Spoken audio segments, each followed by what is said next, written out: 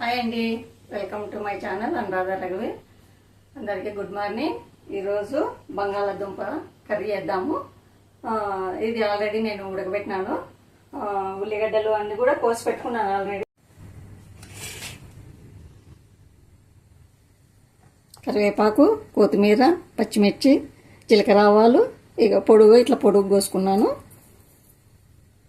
Tomato పండు చిన్నగా కోసినాను. మరి ఎక్కువ వేసుకుంటే కూడా పులుపు వస్తుంది, అందుకే ఎక్కువ వేయద్దండి. టమోటా కొంచెం ముందు గ్యాస్ అంటిద్దాము. ఆల్రెడీ కడాయి పెట్టినాను నేను. ఈరోజు ఆలివ్ ఆయిల్ వేద్దాము.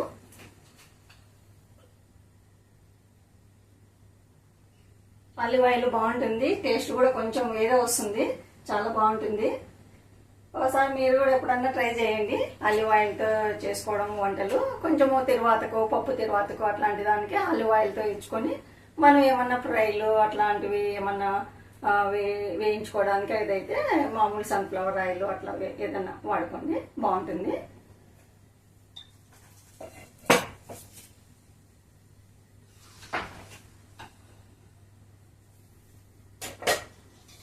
ఇది అల్లం వెల్లుల్లి నేను ఫస్ట్లో మీకు చూపించినాను. చాలా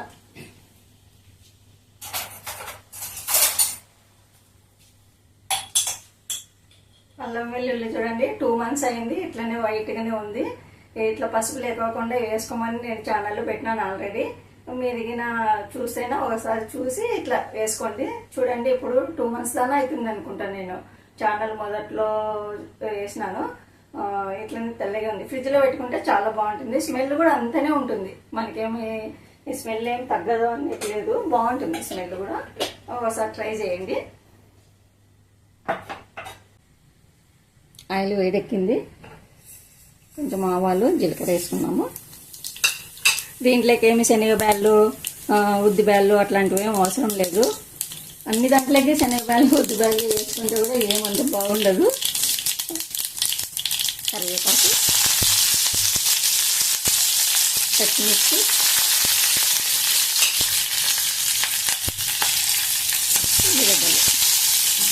ఉల్లిగడ్డలు కొన్ని ఎక్కువ వేసుకోండి. మరీ తక్కువ వేసుకుంటే ఉత్త బంగాళదుంప కూర తిన్నట్లు ఉంటుంది. అందుకోసమే కొన్ని ఉల్లిగడ్డలు ఎక్కువ వేసుకోండి, బాగుంటుంది.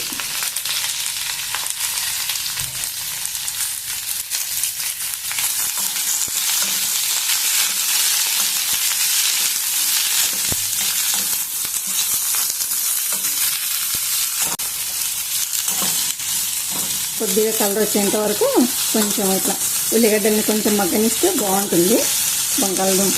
లేకుంటే ఉల్లిగడ్డలు కొంచెం పంటికి తగులుతూ ఉంటాయి, బాగుండదు.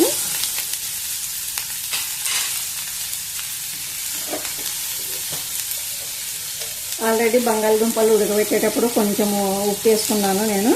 ఇప్పుడు కొంచెం ఉల్లిగడ్డలు మగ్గడానికి ఒకటి కొంచెం ఉప్పు.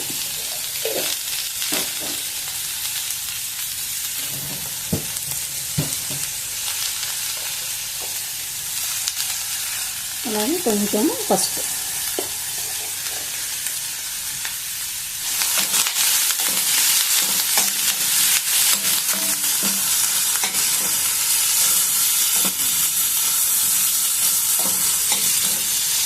కొద్దిసేపు సిమ్లోనే ఉంచుకొని మగ్గనిద్దాం.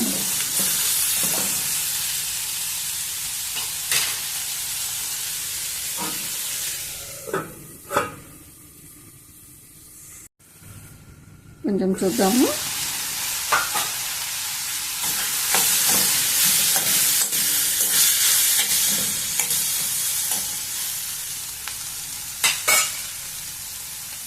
టమోటా కూడా వేసేసుకున్నాము.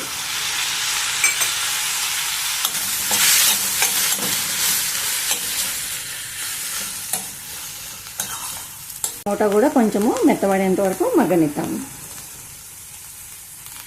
మంట మాత్రం సిమ్లోనే ఉంచండి.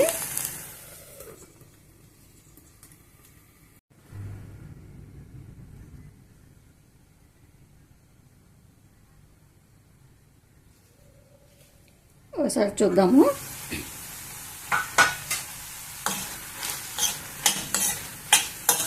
మగ్గింది, ఇంకా కొద్దిసేపు మగ్గల్లా, ఇంకా కొంచెం కలరు, ఉల్లిగడ్డ ఇంకా కొద్దిగా మక్కలుగా. ఇప్పుడు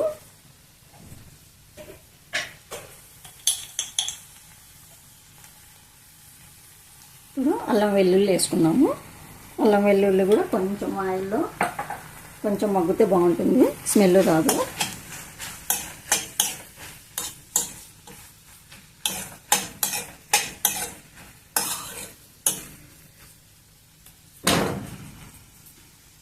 మరి కొద్దిసేపు మగ్గనిద్దాం. అయిపోయింది, కొద్దిసేపు అంతే.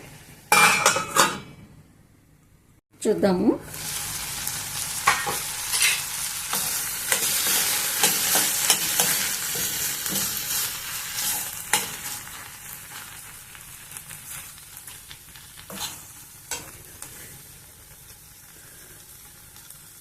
కొంచెం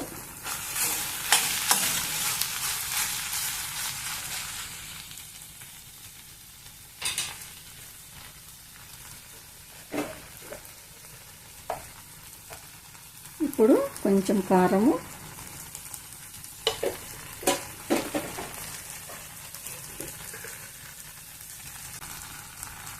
కొంచెం గరం మసాలా పౌడర్,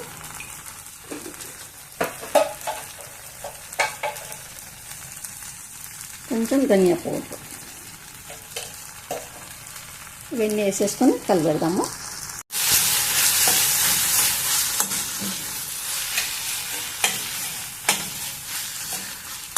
కొంచెం కారము అవంతా కొంచెం మగ్గితే బాగుంటుంది. కొద్దిసేపు ఇప్పుడే కొత్తిమీర కూడా, ఎందుకంటే బాబు ఉన్నాడు, అంత కొత్తిమీర తీసేస్తాడు, దాంట్లోనే మగ్గిపోతే అట్లనే తినేస్తాడు అనమాట. అందుకోసమని నేను ముందే వేసేస్తాను అంత కొత్తిమీర కూడా, లేదంటే అంత ఏరి పక్కన పడేస్తాడు బాబు. బాబు అంటే నా మనవడు.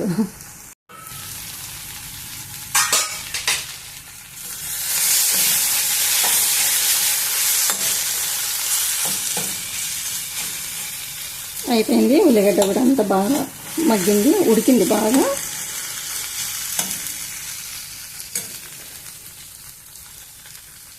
ఉడికిపోయింది. ఇప్పుడు బంగాళదుంప వేసుకున్నాము.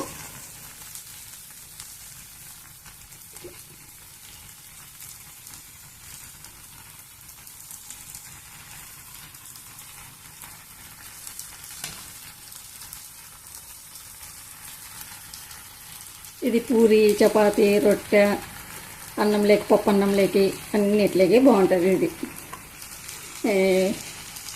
మరి భక్ష్యాలు లేక కూడా బాగుంటుంది.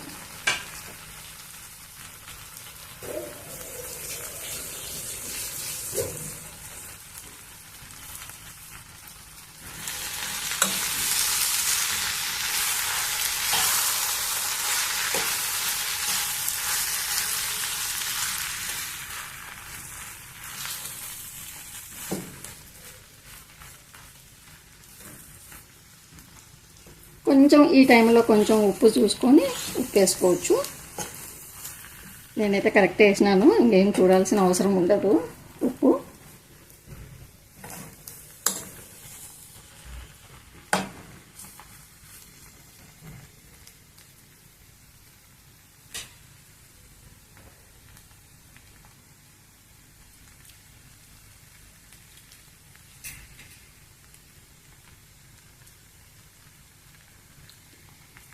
అంత బాగా కలిసిపోయింది. ఇంకా కొద్దిసేపు చిన్న మంటతోనే మగ్గనిద్దాము. కొద్దిసేపు ఒక 1 minute 2 minutes అంటే అయిపోయింది. బంగాళదుంప కర్రీ అయిపోయింది. ఒకసారి చూద్దాము, మగ్గింటుంది.